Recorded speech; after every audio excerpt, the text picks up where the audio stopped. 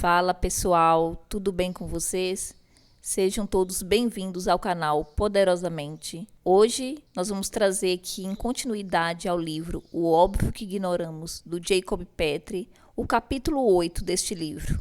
Mas antes, eu gostaria de pedir a você que acompanhe aqui o nosso canal, o nosso conteúdo semanal e ainda não é inscrito, se inscreva, deixe seu comentário, o que você está gostando, o que você gostaria de ver aqui no canal que a gente vai trazer para vocês. Deixe seu like, inscreve e ative as notificações que toda semana tem vídeo novo aqui para vocês. Agora vamos ao capítulo 8 do Óbvio que Ignoramos. Foco, tempo e o problema do sentido. A importância de manter o foco no gerenciamento de suas energias e não do seu tempo. Em agosto de 83, Eiji Toyoda, o presidente da Toyota, reuniu-se com os principais diretores, estrategistas e engenheiros da empresa. A certa altura da reunião, ele fez uma pergunta intrigante. Nós temos capacidade de fabricar um automóvel de luxo com condições de ocupar o posto de melhor do mundo?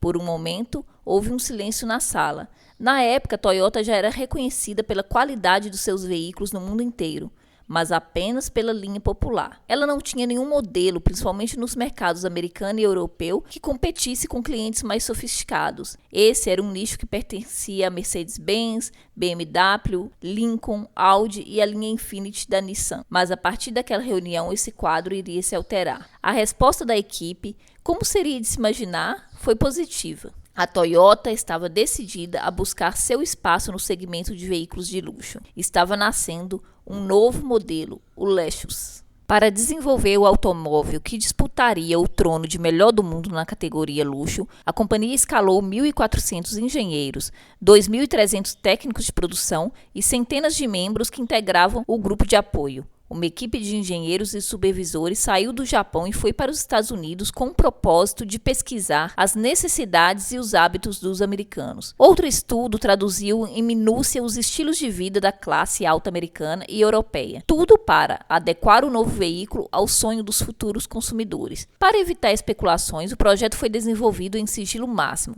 Apenas os integrantes sabiam sobre os detalhes do novo modelo, ao qual se referiam apenas como Projeto F1. Ao longo de 5 anos, entre 83 a 88, foram criados 450 protótipos com um custo de 1 bilhão. Para garantir a perfeição do veículo, ao longo de 15 meses, a equipe testou os modelos, tanto nas freeways americanas quanto nas Autobahns alemãs. Um ano depois, o design final do F1 foi aprovado. Em maio de 88, o primeiro Lexus, o modelo LS400, saiu da linha de produção da fábrica de Tahara, no Japão. Menos de um ano depois, em setembro de 89, o LS400 estava sendo comercializado em praticamente todas as revendas da Toyota nos Estados Unidos. O lançamento foi realizado com o suporte de uma multimilionária campanha de marketing que o destacava como sinônimo de perfeição. E, aparentemente, era essa a impressão que ele causava. O LS400 era silencioso e sofisticado como nenhum outro. Tinha segurança e desempenho e foi o primeiro a apresentar adequações ao sistema de emissão de gases, reduzindo a poluição que provocava no meio ambiente. Tudo isso causou um impacto imediato e aparentemente irreversível entre os consumidores. Uma aura de prestígio e paixão logo envolveu o veículo. Mas, como a primeira impressão nem sempre é que fica, as coisas pareciam mudar alguns meses depois. No início de 90, a companhia começou a receber reclamações sobre o veículo. Consumidores perceberam problemas no controle de piloto automático e nas luzes do freio. Logo, a Toyota teve de reconhecer que esses problemas eram defeitos de fabricação. A companhia estava diante de um dilema que poderia se tornar um tremendo retrocesso na evolução da nova marca. Depois de toda a euforia, era a hora de encarar uma das coisas mais desagradáveis do setor automobilístico, o recall. Vista de qualquer aspecto, a situação da Toyota era embaraçosa. Eiji Toyoda havia anunciado que a companhia fabricaria o melhor carro de luxo do mundo. Campanhas publicitárias reforçaram essa ideia milhares de vezes.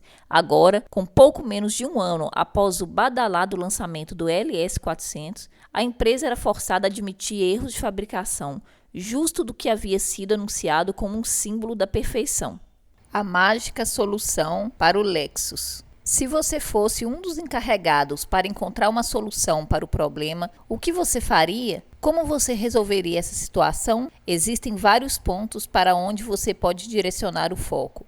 Um deles poderia ser na conclusão de que se Eiji Toyoda não tivesse sido tão prepotente, tão sonhador, ele não estaria nessa situação. A Toyota é uma marca reconhecida mundialmente pela durabilidade de seus modelos populares. Essa é sua especialidade.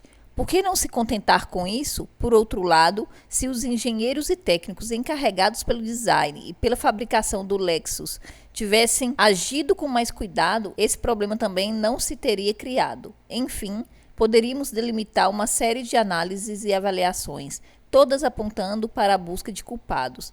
Isso resolveria o problema? Certamente não. Por outro lado, você poderia se focar no futuro, tentar prever as consequências negativas, monitorar as críticas dos artigos especializados, a chacota dos concorrentes, a insatisfação dos clientes. Isso resolveria o problema? Certamente também não. Essa análise apenas criaria angústia, insegurança, medo e desânimo. O que você faria? Problemas geralmente surgem na nossa vida quando assumimos compromissos, quando definimos metas e objetivos. Aliás, o único motivo que nos leva a estabelecer uma meta, um compromisso, é porque existem obstáculos, situações que dificultam o caminho entre o ponto em que estamos e onde queremos chegar. Os problemas são, assim, inevitáveis. Qualquer meta, qualquer objetivo já vem com os desafios acoplados. A situação do Lexus talvez lhe pareça um pouco fora de contexto. Afinal, possui uma dimensão desproporcional quando comparado aos problemas que a maioria de nós enfrenta na vida. Quanto maior a meta, maiores os desafios. Mas apesar da sua desproporcionalidade, a situação do Lexus é um exemplo de dilema que a maioria de nós enfrenta cada vez que tropeçamos em nossos próprios erros. Pense nas vezes que você prometeu alguma coisa e não conseguiu cumprir. Nas vezes que você assumiu um compromisso, empenhou sua palavra e acabou falhando. Nesses momentos, para onde você direciona seu foco? Qual a primeira coisa na qual você pensa diante de uma situação dessas? Você procura um culpado? Uma desculpa? O que você faz? Qual foi, em sua opinião, a decisão da Toyota? Para onde ela direcionou o foco? No item anterior, disse que a proposta da Toyota era fabricar o melhor carro de luxo do mundo. Isso responde à nossa questão. A equipe que criou o Lexus manteve o foco no propósito, com isso em mente. Buscou uma maneira eficaz e eficiente de resolver a situação. Como? Imagine que você é um cliente que acaba de comprar um LS400. Que atitude você espera de uma empresa que lhe vendeu um carro de luxo proclamado o melhor do mundo? Geralmente, um recall é precedido de uma nota na imprensa especializada e de envio a uma notificação pessoal. A Toyota, porém, decidiu não depender da forma tradicional para resolver essa situação. Ela designou uma equipe especial para entrar em contato com seus clientes. No mesmo dia em que colocou os anúncios na imprensa, a empresa telefonou para cada um dos 8.000 clientes que haviam comprado um LS400. Ela comunicou-os pessoalmente sobre as falhas e ofereceu alternativas para solucionar o problema. Numa operação que não durou mais do que 20 dias, foram reparados todos os veículos que haviam sido vendidos até então. Na maioria dos casos, a empresa enviou empregados até a casa dos clientes para apanhar o veículo e, após fazer o reparo, antes de retorná-lo, efetuou uma lavagem completa no veículo e o abasteceu. Em alguns casos especiais, onde o cliente residia a mais de 60 quilômetros de uma concessionária, a empresa enviou um técnico até a residência do proprietário e o conserto foi efetuado em domicílio. Mantendo o foco no seu propósito, a Toyota encontrou uma alternativa de transformar uma situação embaraçosa numa vantagem. Ela transformou o recall, o indesejado e mal visto pelos clientes, numa forma de captar a audiência de maneira extremamente positiva. Quando você compra uma novidade, como o Lexus era em 1990, há uma tendência natural de que você se torne uma espécie de laboratório. As pessoas mantêm um olho especial no seu veículo para ver como essa relação se desenvolve. Você passa a ser o porta-voz da empresa, porque é você que as pessoas irão se dirigir para questionamentos. Imagine o vizinho invejoso de um proprietário do Lexus. Ao saber do recall, ele certamente não deixaria de comentá-lo. E veja o resultado. O dono do Lexus, ao invés de criticar o recall, conta com euforia, eficiência e presteza da empresa no conserto dos defeitos. Ao dar um passo ao encontro de seus clientes, a Toyota deu um motivo para que eles se orgulhassem dela e do negócio que haviam feito. Mantendo o foco correto, o Lexus cresceu, expandiu e adicionou ainda mais valor à marca por meio de uma situação que parecia altamente embaraçosa. Isso só é possível por 3 motivos específicos. Todos estão correlacionados com o foco. O primeiro motivo diz respeito ao foco em si. O Lexus foi criado para ser o melhor carro de luxo do mundo. Nada, nem mesmo o Rical, foi encarado fora desse contexto. O segundo motivo diz respeito ao foco em relação ao tempo. Embora a empresa tivesse um propósito futuro, construir o melhor carro de luxo do mundo, o foco estava na ação presente. Ela soube gerenciar sua energia e não o tempo. É impossível agir onde você não está. Da mesma forma, não há como agir onde você esteve e não há como agir onde estará. Você somente pode agir onde está. O desafio está em focar sua atenção no gerenciamento da sua energia de maneira mais efetiva. Em outras palavras, isso significa que quando você define um propósito, precisa ter em mente que não pode executar o propósito, apenas pode agir no sentido de sua execução. E é nesse sentido que você deve investir sua energia. C. Desde o início, o Lexus foi criado com o propósito de ser muito além do que apenas um veículo de luxo. O sentido por trás do nascimento da marca era fabricar o melhor carro de luxo do mundo. Esse sentido é o terceiro motivo. Quando você sabe o sentido pelo qual alguma coisa existe, você saberá onde colocar o foco. Quando o cérebro impõe o limite. O ser humano possui uma medida limite de capacidade para compreender, avaliar e processar informações sobre um tema específico num determinado momento. Quando alcançamos esse limite, nos tornamos sobrecarregados, confusos e oprimidos por essa informação. Se precisarmos escolher entre opções demais, sobre mais alternativas do que nossa mente consegue avaliar, paralisamos. Quando isso acontece, nossa tendência será de ignorar essa informação por completo. O nosso cérebro, por exemplo, só consegue registrar de maneira eficaz 2 a 3 aromas diferentes de uma só vez. Além desse número, o cérebro fica literalmente confuso. Se você comprar um perfume depois de ter cheirado mais de 3 modelos, certamente se surpreenderá com o aroma no dia seguinte quando o usar pela primeira vez. Essa também é a explicação pela qual, na hora de fazer caridade, as pessoas se sensibilizam muito mais com fatos isolados, específicos, onde elas têm uma oportunidade de identificar a pessoa que estão ajudando. As instituições de caridade, por exemplo, têm enormes dificuldades para arrecadar dinheiro quando se trata de ações coletivas, como alimentar milhares de crianças desnutridas em países de terceiro mundo.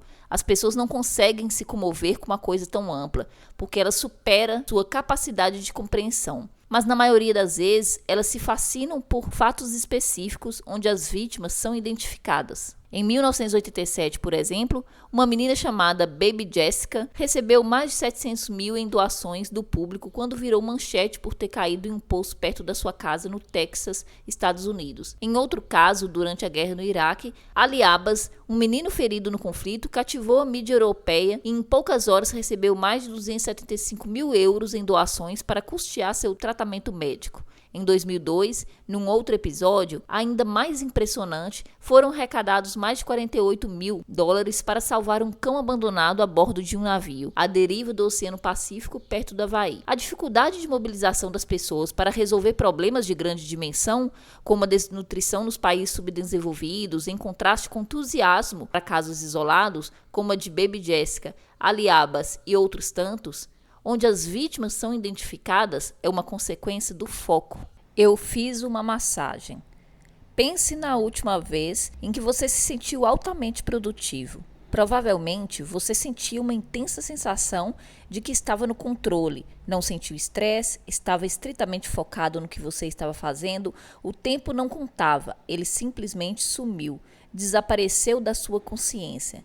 Quando percebeu, havia passado muito tempo. Você se sentiu útil, satisfeito, convicto de que fez um considerável progresso naquilo que estava fazendo. Agora pense quando você estava longe desse estado, se sentindo fora de controle, estressado, desfocado, enjoado, atolado. Onde estava seu pensamento? A mente nos lembra das coisas que precisamos fazer justamente quando não podemos fazê-las. Desde que você acordou pela manhã até agora, você pensou em alguma coisa que precisa fazer, mas não fez? Você pensou nisso mais de uma vez? E por quê? É uma perda de tempo e energia pensar numa coisa na qual não progredimos. Pensar numa coisa que você deveria estar fazendo e não está apenas intensifica a sua ansiedade. Mantenha o foco no seu propósito, na visão do que você quer, mas age em seu ambiente atual, com energia total. Em 2006, Gisele Bündchen se apresentou ao lado do popstar Justin Timberlake. O evento aconteceu no Victoria's Secret Fashion Show. Enquanto Gisele desfilava, Timberlake a seguia. Ele cantava e dançava ao seu lado. A música geralmente dita o ritmo do desfile, e desta vez o som era muito mais dançante do que qualquer outra coisa. Mas Gisele seguiu o desfile de forma normal, ignorando o que se passava à sua volta. Na opinião dos críticos, a interação entre os dois foi um espetáculo. Dias depois, num programa da NBC, a apresentadora Ellen DeGeneres perguntou à modelo: "Como foi o dia anterior ao desfile? Você ficou nervosa? Enfim, como você se prepara para um desfile?" Gisele olhou em torno, pensou, insinuou um gesto, riu e, sem saber exatamente o que dizer, revelou: "Eu fiz uma massagem. Esse foi o meu preparo." No auditório, o público riu. Isso foi engraçado por um motivo. A resposta de Gisele quebrou a expectativa da plateia. Todos esperavam outra resposta. Esperavam que Gisele lhes dissesse o quanto ela fica angustiada, perturbada, nervosa, 2, 3 ou 4 dias antes do desfile acontecer. Afinal, é assim que nós nos sentimos diante de um grande evento. Essa história é interessante porque nos revela um segredo importante: o foco mental. Gisele não abriu espaço para enigmas mentais, não deu oportunidade para a complexa confusão que se forma em nossa cabeça quando deixamos nossos pensamentos correr soltos. Tudo o que ela fez foi descansar, confiante de que faria o melhor de si. Quando o desfile chegou, ela estava pronta para deixar seu talento fluir da forma natural. Para atingir o nível de eficácia necessária para alcançar o sucesso, precisamos aprender a gerenciar com foco voltado para as nossas prioridades e não no tempo. Afinal, você não consegue transformar 5 minutos em 10. A questão está no fato de fazer a escolha apropriada sobre o que fazer em cada momento. A verdadeira questão do foco está em saber gerenciar ações. Por isso é tão importante tudo que falamos até aqui. É muito difícil focar sua energia no gerenciamento de ações que você ainda não identificou ou não determinou. Valdir Buttin, no seu livro Como Construir a Si Mesmo, afirma que a preocupação com o resultado nos distrai durante a ação. Quando deixamos nossos pensamentos voar para o futuro, saímos do nosso ponto de excelência e levamos a concentração conosco. Ele escreve. Para facilitar a compreensão, Valdir usa uma analogia. Ele citou o exemplo do que acontece no voleibol. No jogo de vôlei, muitas vezes um time leva uma vantagem ampla sobre o adversário. Quando falta apenas um ponto para acabar o jogo, o time que estava perdendo reage de maneira impressionante e muitas vezes vence a partida. Ele escreve. Sabendo que não pode permitir que o adversário faça um único ponto sequer, o time que está em desvantagem se foca de maneira isolada em cada jogada. A meta de vencer o jogo é transferida para de não perder esse ponto. A equipe cuida de cada lance como se fosse o único. Em outras palavras, a jogada deixa de ser uma gota no balde para se tornar 100% do conteúdo do balde, explica Valdir. A intenção do time ainda continua sendo a vitória, mas o foco não está mais na vitória, e sim no próximo lance, que é o que, no acúmulo, trará ou não a vitória. O time deixa de pensar no futuro, no final da partida, que ainda está longe, e se concentra na situação presente, escreve. Na verdade, o que Valdir nos ensina é que a equipe, ao deixar de focar no tempo, passa a se focar na energia. Ou seja, ao agir com a mente no futuro, nossa ação no presente será feita com uma mente dividida e, por isso, perderá eficácia. Sua energia deve estar totalmente na ação presente. É interessante, nesse contexto, retornar ao estudo feito pelo psicólogo Marco Antônio de Tomaso, citado no capítulo 4. Você se lembra que ele aponta a ansiedade, a dificuldade de adaptação, o medo de não dar certo e o despreparo do não como os principais problemas enfrentados no início da carreira de modelo. Concluímos que esses também são, em grande parte, os maiores desafios enfrentados em qualquer início de carreira. Se você observar esses 4 fatores, irá perceber que todos eles são uma consequência da maneira como nos relacionamos com o foco. Em todas elas, você tenta gerenciar seu tempo e não sua energia. Por exemplo, você está ansioso porque quer saber agora o que lhe acontecerá no futuro. Você tem dificuldade em se adaptar ao novo porque está focado no que você teve no passado. Você tem medo de não dar certo porque antecipa de forma negativa o futuro. Você tem dificuldade de lidar com o não, porque ele gera insegurança quanto ao futuro.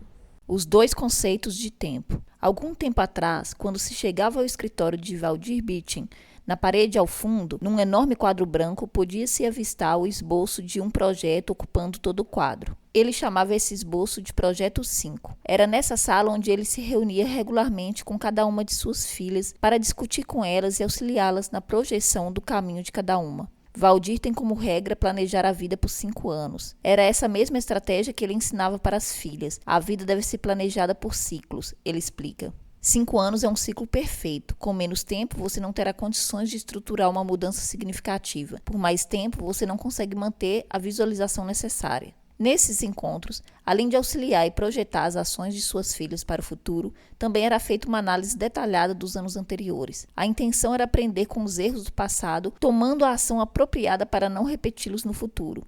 Mesmo nesse planejamento, ele diz, onde se referir ao passado e ao futuro é inevitável, o instante presente permanece fator essencial. Cada lição do passado é assimilada no presente, e cada projeção do futuro também. Mas o passado não se transforma em ressentimento, nem o futuro em angústia. Falamos sobre o tempo, mas não há identificação com ele, explica. Valdir compara esses exames com o ato de preparar uma mala para a viagem. Você vê o que vai usar ao longo da viagem, separa o estritamente necessário e o leva consigo. O resto você deixa para trás, ele explica. Imagine como seria uma viagem se você tivesse de levar todas as suas roupas, todos os seus calçados. Seria cansativo demais, ele argumenta. O mesmo acontece quando levamos conosco a bagagem psicológica do passado e do futuro, ele diz. A vida se torna pesada demais. O uso do tempo cronológico é fundamental, mas temos de saber distingui-lo de forma clara do tempo psicológico. O que Valdir quer dizer com tempo psicológico e tempo cronológico?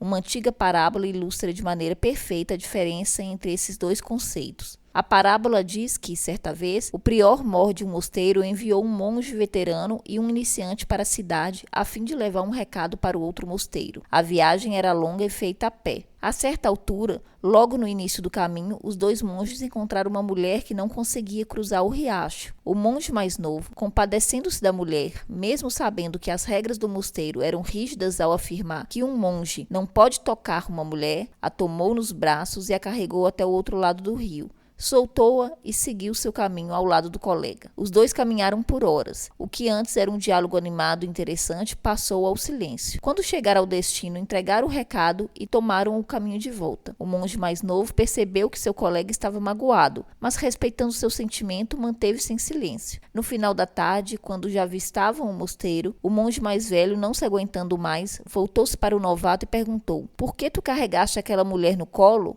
Por acaso não sabes que isso é contra nossas regras?" O noviço se voltou, olhou o monge nos olhos e respondeu: "Eu larguei aquela mulher mais de 10 horas atrás, na outra margem do rio. Tu ainda continuas carregando na tua mente?" Na maioria das vezes, agimos como um monge veterano. Focamos nossa energia de forma equivocada num constante remoer de uma ideia passada. O problema não está no tempo em si, mas na maneira como focamos.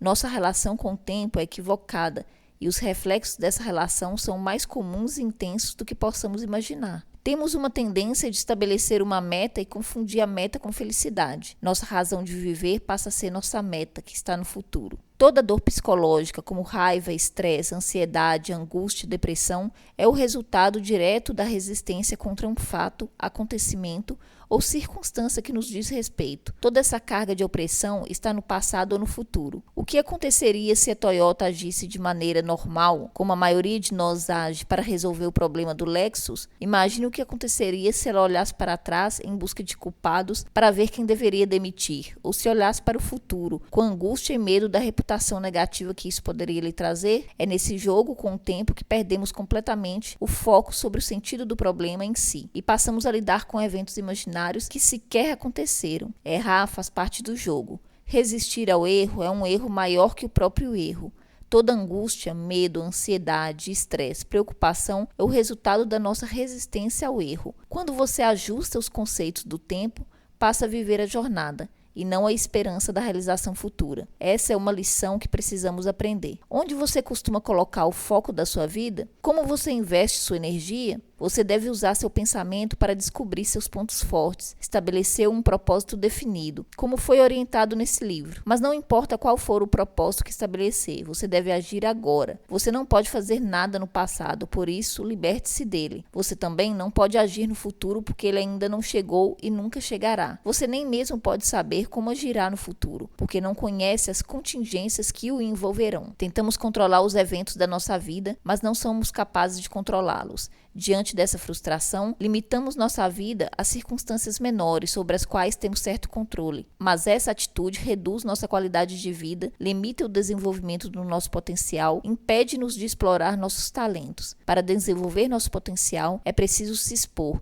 se lançar em ambientes onde não sabemos o que fazer, onde não existem somente certezas. E esses momentos podem nos encher de desespero e angústia se nossa relação com o tempo for equivocada. Gosto do desafio de fazer algo novo. Tenho um medo positivo. Aliás, é esse medo, essa insegurança que me move, afirma Gisele. Perceba que a insegurança sobre a qual ela fala é a mesma que muitas vezes nos paralisa. Sou uma pessoa como qualquer outra, que erra e acerta, ela diz. É nesses ambientes repletos de desafios que crescemos mais. É neles que descobrimos nosso verdadeiro propósito, que moldamos nosso caráter. No capítulo 6, sobre o paradoxo da inteligência, abordei um incidente que ocorreu na carreira de Gisele, num evento da Victoria's Secret. Manifestantes da PETA invadiram a passarela para protestar contra a modelo. Gisele tinha assinado um contrato com a Black Glamour, que fabrica roupas usando pele de animais. Você lembra qual foi a reação de Gisele? Nos dias seguintes, ela assumiu publicamente que o fato de ter assinado o contrato com a Black Glamour foi um erro. Eu não uso roupa de pele e entendo os manifestantes, ela disse. Em síntese, se você cometeu um erro no passado e aprende com ele no presente, você permanece usando o tempo cronológico. Mas se você fica se remoendo por dentro, se está nadando num oceano de remorso, de culpa e de arrependimento, está transformando o passado no presente. Transforma um erro em uma parte do seu ser. Se identifica com ele, torna-se o erro. Você está perdido no tempo psicológico. A incapacidade de perdoar a si mesmo e aos outros é um exemplo típico desse equívoco. Se você estabelece uma meta e trabalha para atingi-la, está usando o tempo cronológico. Você sabe para onde está indo e está dando toda a sua atenção no trecho do caminho que está agora. Mas se, ao contrário, o resultado final se torna uma obsessão no presente, seu caminho torna-se um meio para chegar ao instante que está no fim do trajeto, lá adiante, no futuro, acreditando que quando você obtiver o resultado almejado, será feliz. Você não vive mais no instante real onde se encontra, mas no futuro. Você está vivendo no tempo psicológico. Todos os planos, metas e o próprio propósito são estabelecidos no tempo cronológico. O tempo psicológico tem seu foco constante no aqui e agora. Quando estamos envoltos pelo tempo psicológico, a vida cria uma obsessão pelo futuro como escape para a insatisfação do presente. Precisamos atingir nosso objetivo para que nossa vida tenha sentido. Isso é um erro. Estar livre desse erro é não perseguir nossas metas com uma determinação cega guiada pela ansiedade, insegurança e medo, pela necessidade de triunfar para se tornar alguém. Nossos dias perderão sentido. Estar no presente, quando tudo que você gostaria é estar no futuro, gera angústia, ansiedade, insegurança e insatisfação. Quando estamos livres do medo, da angústia e da insegurança, o caminho está aberto para tudo que buscamos. Cada dia é uma etapa. Você pode fracassar ou ser bem-sucedido. É a contagem dos dias que conta. São os dias bem-sucedidos que o levarão até seu propósito. Se você fracassar no maior percentual dos dias, nunca será bem-sucedido. Mas se seu dia for de sucesso, não há como fracassar. É simples e óbvio assim. Você sabe o que quer e sabe o que fazer. Se não o faz, falhou no que concerne a esse dia. Você nunca obterá êxito no presente se ficar remoendo o passado ou construindo castelos de areia no futuro. O propósito se alcança com ações práticas e você só pode agir no momento presente. Observe a atitude de Gisele em relação ao desfile com o Justin Timberlake. Você poderia dizer, como não se preocupar? Ela poderia ter analisado as circunstâncias do desfile, tentar prever o que poderia dar errado, avaliar os riscos ou fazer essa série de análises que todos fazemos antes de um evento? Claro, você pode e deve avaliar possíveis circunstâncias, mas a verdade é que não podemos prever os resultados e nem mesmo os fatos mais triviais do amanhã. As contingências raramente dependem de nós. Tudo o que podemos fazer é dar o melhor de nós em cada instante, fazer de cada ato isolado um sucesso em si. Nos encontros do Projeto Sim, Valdir não disse às suas filhas o que elas deveriam fazer. O que ele fez foi criar um sistema de valores e princípios para elas. Depois, ajudou-as a monitorar os diferentes pontos entre as distintas fases do sistema. Através do estudo do perfil pessoal, ele deu a elas um mapa compreensível de si mesmas, com um planejamento integrado. Deu-lhes as ferramentas necessárias para construir o caminho que as levaria até seu destino. Mas as escolhas sobre as ações são um processo individual. É aqui onde a maioria de nós erra. Nós nos preocupamos com o que nossos filhos devem fazer, tentamos controlar seus caminhos, mas pecamos em não oferecer um mapa, um sistema de valores que seja completo, que esteja à altura para competir com as coisas oferecidas pelo meio externo. Quando tomamos uma decisão, não somos capazes de avaliar todas as opções possíveis. Isso tomaria muito tempo. Por isso, é necessário definir no início o objetivo da jornada. Para facilitar o processo das infinitas escolhas do dia a dia, precisamos definir alguns padrões que são irrevogáveis, e esses padrões devem ser nossos valores como honestidade, integridade e simplicidade. Rodick entregou o jogo. Outro fator fundamental do foco é o sentido pelo qual queremos atingir nosso propósito. Para facilitar a compreensão, vamos analisar um evento na carreira do tenista americano Andy Roddick. Ele iniciou sua carreira como profissional em 2000. Antes disso, já havia se consagrado o melhor tenista juvenil. Em 2000, como profissional, tornou-se o tenista mais jovem entre os 200 melhores do mundo. No ano seguinte, tornou-se o mais jovem entre os 20 melhores. Em 2002, estava entre os 10. No ano seguinte, era o tenista número 1 do mundo, o segundo mais jovem a conquistar o título. Em maio de 2005, no torneio Master Series de Roma, Roddick jogava as oitavas de final contra o espanhol Fernando Verdasco. Roddick venceu o primeiro set e estava ganhando o segundo, quando Verdasco efetuou um saque aparentemente decisivo. No tênis, o jogador tem duas oportunidades para dar o saque. Se ele erra a primeira, é uma falta. Quando ele erra 2 saques, ele comete uma falta dupla e perde o ponto. Verdasco já havia errado o primeiro saque, e quando deu o segundo, o juiz de linha entendeu que a bola foi para fora outra vez e anunciou a falta dupla. Seria o ponto que daria vitória para Roddick, mas, contrariando a decisão do juiz, Roddick não aceitou o ponto. Ele foi até a marca deixada pela bola e fez um sinal com o pé, provando que ela havia caído dentro. O juiz aceitou a argumentação de Roddick e deu um ponto para Verdasco, que acabou vencendo a partida, eliminando Roddick do torneio. Existe uma crença entre nós que para vencer na vida é preciso ser um predador, mas histórias como as de Roddick provam exatamente o contrário. Ela nos introduz ao terceiro ponto crucial que precisamos levar em conta na hora de direcionar nosso foco.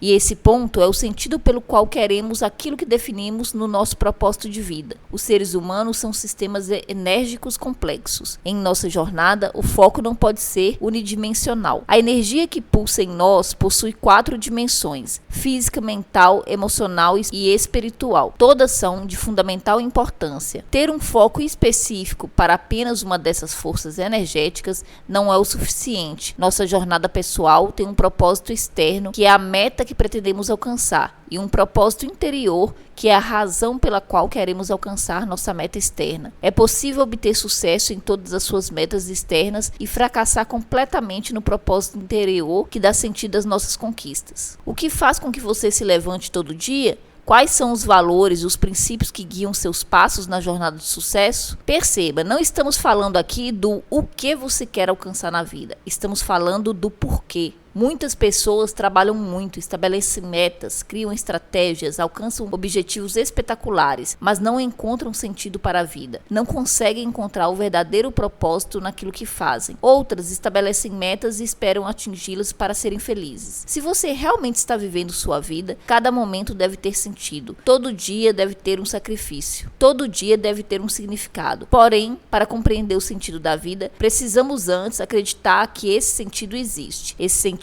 é encontrar uma razão para estar aqui. É evidente que Roddick queria vencer o jogo contra Verdasco. Esse era seu propósito. Era para isso que ele havia se preparado durante a vida inteira. Seu objetivo era a vitória, mas havia também um conjunto de princípios que pavimentavam esse caminho. ou seja, ele queria vencer, mas havia um conjunto de princípios que regulamentavam a maneira de conseguir a vitória. Se tudo o que fizemos é estabelecer metas e procurar atingi-las, inevitavelmente chegará o momento em que atingiremos as metas e sentiremos que continuamos no mesmo lugar de onde saímos. É comum ver pessoas atingir um elevado estágio de sucesso, onde são consideradas estrelas, e se entregar a distrações como drogas, álcool e até mesmo, em muitos casos, se suicidam. Elas alcançaram seu o quê, mas não sabiam bem o porquê. Ser pego no auge do sucesso profissional sem a construção de um sentido superior, além do próprio sucesso, resulta em desespero. Veja, por exemplo, a história de ícones da moda Kate Moss e Naomi Campbell. Ambas, em certo sentido, atingiram o ápice da carreira de modelo, assim como Gisele. Mas suas vidas, pelo menos pelo que se pode constatar por meio dos fatos, são bem diferentes. Kate Moss nasceu na Inglaterra em 74, assim como Gisele iniciou sua carreira aos 14 anos. Kate foi um sucesso imediato e se tornou uma das grandes estrelas do mundo fashion. Durante anos, o jornal inglês Daily Mirror afirmou diversas vezes que Kate era dependente de cocaína. Ela negava, dizia que as afirmações do jornal eram ridículas, até que em setembro de 2005, o jornal divulgou uma série de fotos onde a modelo aparecia consumindo a droga. Uma série de escândalos sucedeu à publicação. Pouco tempo depois, Kate havia perdido a maioria dos contratos. Por fim, ela assumiu a dependência. No mesmo ano, entrou numa clínica de reabilitação e libertou-se do vício. A também inglesa Naomi Campbell surgiu no mundo da moda na década de 80, quando foi descoberta por John Casablanca, da Elite Models. Anos depois, foi demitida da agência pelo próprio Casablancas, que justificou o motivo da demissão como falta de profissionalismo da modelo. Esse foi apenas o início da tumultuada carreira de Naomi. Em 2001, ela foi expulsa da loja Voyage, em Londres. Naomi brigou com os funcionários da loja porque eles demoraram em abrir a porta para que ela pudesse entrar. Em 2005, sua melhor amiga, a atriz Yvonne Seal, deu queixa à polícia contra Naomi. Yvonne teve que ser hospitalizada com um corte na boca e várias contusões, após Naomi ter desferido socos e chutes no hotel onde as duas amigas estavam hospedadas em Roma. O motivo da confusão foi o fato de Yvonne ter usado um vestido igual ao de Naomi numa festa. Em outubro de 2006, Naomi foi detida no centro de Londres por ter agredido a psicóloga que lhe dava assistência no seu tratamento contra a dependência de tóxicos. Em 2007, em seu apartamento em Nova York, a empregada demorou a encontrar uma calça jeans da modelo. Irritada, Naomi jogou o celular na cabeça dela, que teve de ser hospitalizada. Em 2008, Naomi ficou presa no aeroporto de Londres porque ficou irritada quando descobriu que uma de suas malas fora extraviada. Quando 2 policiais apareceram para acalmá-la, ela passou a dar coices e a cuspir nos policiais. Ela foi algemada e presa. Mais tarde, condenada a prestar 200 horas de serviços comunitários e a pagar uma indenização aos policiais. Esses comportamentos são de uma expressão compilada no sentido peculiar que cada um dá à vida. A maneira como nós processamos nosso dia a dia é resultado direto dos valores e princípios que cultivamos, do sentido maior através do qual vemos a vida. O refúgio em drogas e outros comportamentos que manifestam sinais de pretensa superioridade e que na verdade são complexos de inferioridade decorrem da falta de sentido, ou talvez de um sentido equivocado. O que guia sua vida? O medo, o ódio, a aventura?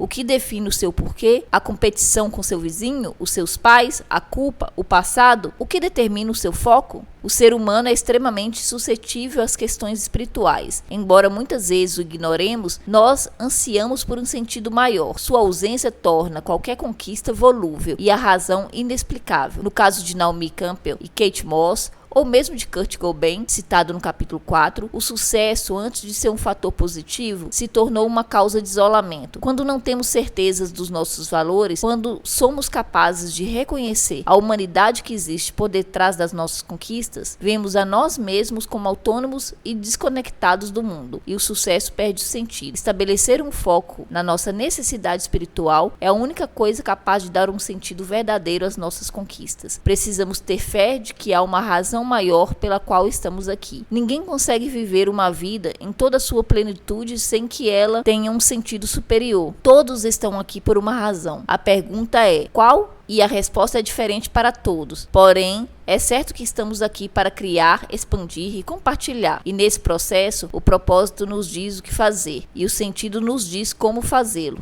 No capítulo 2, Contei a história de Viktor Frankl. Ele passou mais de 3 anos num campo de concentração. Perdeu a esposa, pai, mãe, irmão e a maior parte dos amigos nas câmaras de gás. E mesmo diante de toda a dor e sofrimento, ele decidiu que sua vida ainda faria sentido. Lá mesmo, no campo de concentração, decidiu que o propósito da sua vida seria lutar para permanecer vivo e que algum dia ele iria sair dali, contar ao mundo todos os horrores pelos quais passou e dessa forma evitaria com que isso se repetisse. Simplesmente por procurar um sentido, a vida se tornou um caminho digno, cheio de propósito, mesmo num campo de concentração. Foi esse mesmo foco que permitiu que a Toyota encontrasse uma alternativa perfeita para solucionar o problema que ela enfrentou. Se você soubesse o sentido do Lexus e mantivesse o foco nele, teria sido muito mais fácil encontrar a mesma solução que foi encontrada. Afinal, o foco no sentido dá simplicidade às coisas.